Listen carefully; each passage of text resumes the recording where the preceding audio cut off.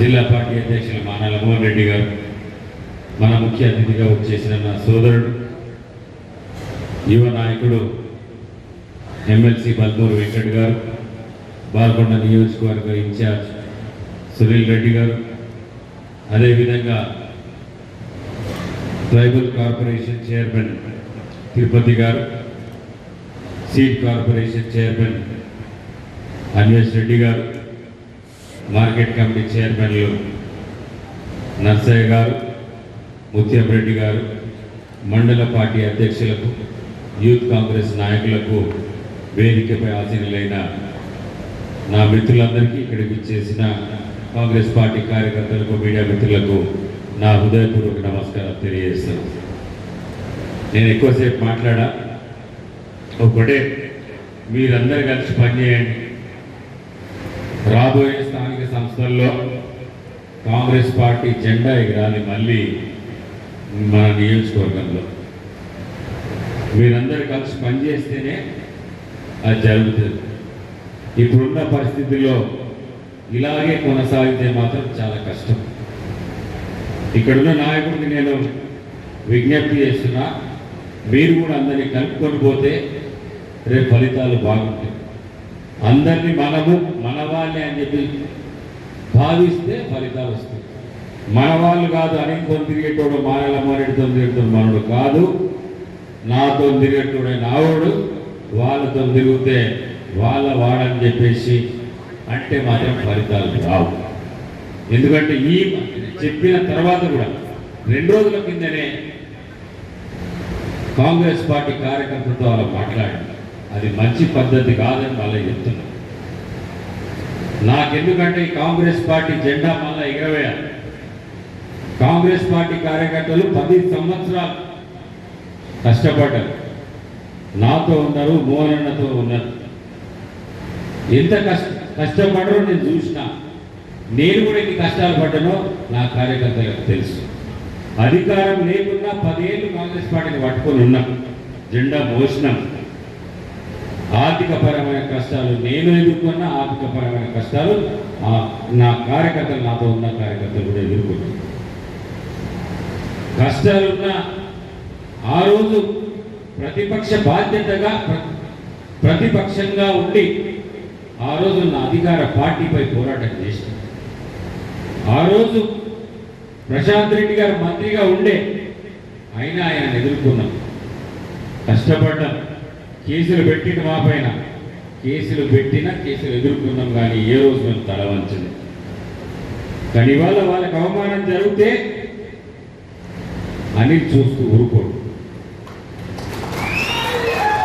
వాళ్ళు కష్టపడ్డారు, ఆర్థికంగా నష్టపోయినారు, వాళ్ళకి న్యాయం జరగాలి. వాళ్ళకి న్యాయం జరగకపోతే తప్పకుండా నేను మోహన్ ఉంటాను, అండగా ఉంటాను, కొట్లాడతాం కూడా. ఎందుకంటే వాళ్ళ కష్టాలు నాకు తెలుసు. వాళ్ళ అవమానపడితే మాత్రం ఇంకొకసారి ఏ కార్యకర్తకైనా అవమానం జరిగితే వెంకట్ గారు బాగుండదు. ఇక మీరే పెద్దలు కాబట్టి నేను మీకు ఇక్కడ చెప్తాను. లేకపోతే అనిల్ కూడా రోడ్డు మీదకి వచ్చి కొట్లాడే పరిస్థితి తీసుకురాకండి. పార్టీని రోడ్డు మీద తీసుకురాదలుచుకోలేదు. కాకపోతే నేను చెప్తున్న కొత్తోళ్ళైనా పాతోళ్ళైనా కాంగ్రెస్ పార్టీలో ఉన్నారు, కాంగ్రెస్ పార్టీయే. కాంగ్రెస్ పార్టీ జెండా మోస్తోళ్ళు వాళ్ళకి మేము గౌరవం ఇస్తాం. కాంగ్రెస్ పార్టీ భావజాలానికి మర్యాద ఇచ్చేటోళ్ళు, గౌరవం ఇచ్చేటోళ్లకు మేము అత్యంత గౌరవం ఇస్తాం. ఒకవేళ కాంగ్రెస్ పార్టీ భావజాలం లేనోళ్ళు, కాంగ్రెస్ పార్టీ సిద్ధాంతాలకు వ్యతిరేకంగా పనిచేసేవాళ్ళు, వాళ్ళు మా పార్టీలో అవసరం లేదు, మా జెండా కూడా మోసే అవసరం లేదు. మా పార్టీ పుట్టింది సామాజిక న్యాయం కోసం. ఇవాళ రాహుల్ గాంధీ గారు సామాజిక న్యాయం కోసమే పోరాటం చేస్తారు. మా సిద్ధాంతమే సామాజిక న్యాయం. ఇవాళ రాహుల్ గాంధీ గారి పదే ఈ ప్రభుత్వంపై, కేంద్ర ప్రభుత్వంపై గత 5 ఏళ్లుగా పోరాటం చేస్తేనే ఈ దేశంలో కులగణన జరగాలి, కులగణన జరిగితేనే బలహీన వర్గాలకు న్యాయం జరుగుతుంది అని నమ్మినవాడు రాహుల్ గాంధీ గారు. 1931 నుంచి ఆ రోజు కులగణన జరిగింది. అది ఎప్పుడు బ్రిటిష్ ప్రభుత్వ హయాంలో జరిగింది. ఆ తర్వాత ఇప్పటి వరకు జరగలే. రాహుల్ గాంధీ గారు కూడా ఒప్పుకున్నారు. కొందరు అడిగి కాంగ్రెస్ పార్టీ ఎందుకు చేయలే, కాంగ్రెస్ పార్టీ తప్పు చేసి చేయలే అని నేను అనట్లే. కానీ నేను ఇవాళ అడుగుతున్నా, సామాజిక న్యాయం జరగాలి, సమానత్వం రావాలి, అన్ని కులాలకు ముఖ్యంగా బలహీన వర్గాలకు న్యాయం జరగాలని చెప్పేసి నేను తెలుసుకున్నా కాబట్టి ఈ పోరాటం చేస్తున్నా అని చెప్పి ఇవాళ బీజేపీ మెడలు వస్తే మోడీ గారు తలొక్కి కులగణనకి మొన్న ఒప్పుకున్నారు. దానివల్ల లాభం ఎవరికి? బీసీలకు.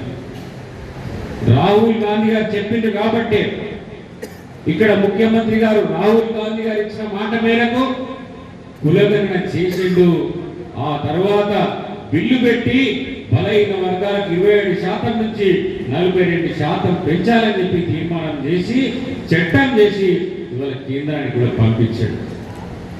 కాంగ్రెస్ పార్టీ సిద్ధాంతం అది. కాంగ్రెస్ పార్టీ పుట్టిందే సమన్యాయం కోసం. కాంగ్రెస్ పార్టీ ఈ దేశానికి స్వాతంత్రం తీసుకొచ్చింది.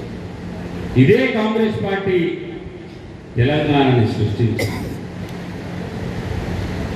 అందుకే నేను మిత్రులను మీకు ఒకటే చెప్తున్నా, అందరు కలిసి పనిచేయండి. ఇప్పటికి కూడా నేను వెంకట్ గారిని నేను విజ్ఞప్తి చేస్తున్నా, ఇప్పుడు రాజీవ్ యువ వికాసం ఉంది.